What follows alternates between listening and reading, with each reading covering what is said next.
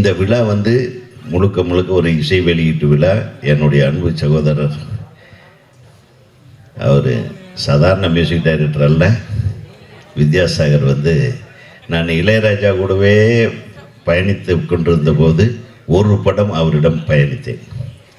இவ்வளவு அழகான sensible and emotional composer, உணர்வு ரீதியான கம்போசர் அவர். நீங்கள் என்ன சுச்சுவேஷன் கொடுக்குறீங்களோ அந்த சுச்சுவேஷனுக்கு பாட்டு போடுவார். நான் பல தடவை சொல்லியிருக்கேன். எழில் படத்தில் முதல் படத்தில் இந்த அஜித் படத்துக்கு அவர் போட்ட மியூசிக் எல்லா பாட்டும் நான் மனப்பாடமாக விட்டுருவேன். ஒவ்வொரு பாட்டையும் நீங்கள் இல்லாதப்போ அவர்கிட்ட பேசியிருக்கேன். அவ்வளவு நான் நேசிக்கிற ஒரு இசையமைப்பாளர். அது என்னுடைய தரணியோட ரொம்ப ரொம்ப க்ளோஸ் ஃப்ரெண்ட்ஸுங்க. அவங்க 2 பேரும் கூடி கும்மி அடிப்பாங்க. மியூசிக் பற்றி 2 பேரும் டிஸ்கஸ் பண்ணிக்கிடுவாங்க. கரெக்டு தானே? என் படத்தில் வந்து நான் முதல்லலாம் இந்த தமிழில் பாட்டு எழுத மாட்டாங்கன்ட்டு திட்டிகிட்டு இருப்பேன்.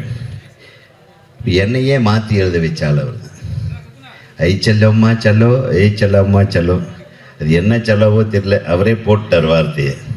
ஆனால் இதானே நல்லா இருக்குன்ட்டு.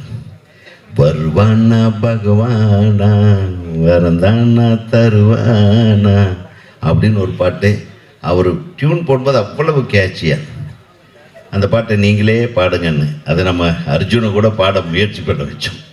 பட் அவரே பாடினார். மிகப்பெரிய ஹிட் சாங்கு. அந்த சாங்கு தான் சில்க் சுமிதா அவர்கள் நடித்த கடைசி பாடல்.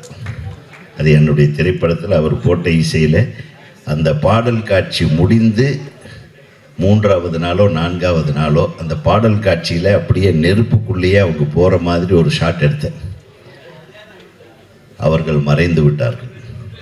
அதுக்கப்புறம் நான் ரொம்ப வருத்தப்பட்டேன். இதே நம்ம இது சென்டிமெண்ட்டாக தப்பாக எடுத்துகிட்டு போகணும்.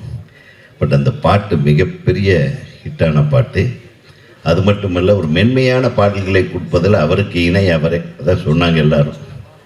எல்லா பாடல்களும் சரி.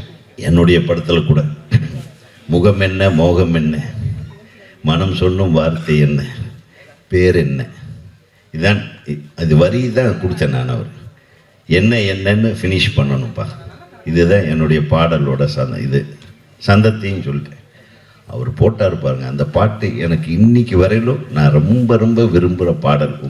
நான் எழுதி உங்கள் இசையில் வந்த அந்த பாடல் என்பதை சொல்லி, உங்களுக்கு இசையமைப்பாளர்களுக்கு எப்பவும் வந்து இன்றைக்கி நீங்கள் சொன்ன கருவிகளோ சத்தங்களோ மாறலாம். ஆனால் இசையில் வருகிற உணர்வுகள் எப்பவுமே நம்ம மைண்ட்லேயும் மனசிலிருந்தும் வர்றது என்பது உண்மை. அது இந்த படத்திலும் இருக்கிறது. என்னென்னா இதில் அந்த 2வது அந்த செல்லுமணிக்கு 2 அட்ராக்ட் ஆச்சு பாருங்கள். அந்த பாட்டில் ஆடின பொண்ணு பயங்கரமாக ஆடி இருக்குங்க. மிரண்டேன். எல்லாருடைய நடிப்புமே காணாமல் போயிடும்டா ரவிமரியா. நம்ம ஏமாந்துருவோம் போல் இருக்கு. இப்படி ஏமாத்திடுவார் போல் இருக்கு. அந்த பாட்டு மட்டும் ஹிட் ஆச்சுன்னா அதை பற்றி மட்டும்தான் பேசுவாங்க.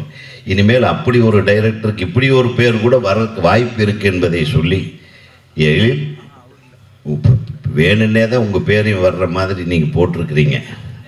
எனக்கு தெரியும்.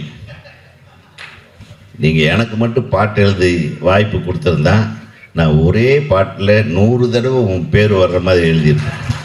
எழில் எழில் எழில் எழில் எழில் எழில் எழில் எழில் எழில் எழில் எழில் எழில் அப்படின்னே எழுதியிருப்பேன். அடுத்த பாடத்தில் அந்த வாய்ப்பை எனக்கு வழங்க வேண்டும்.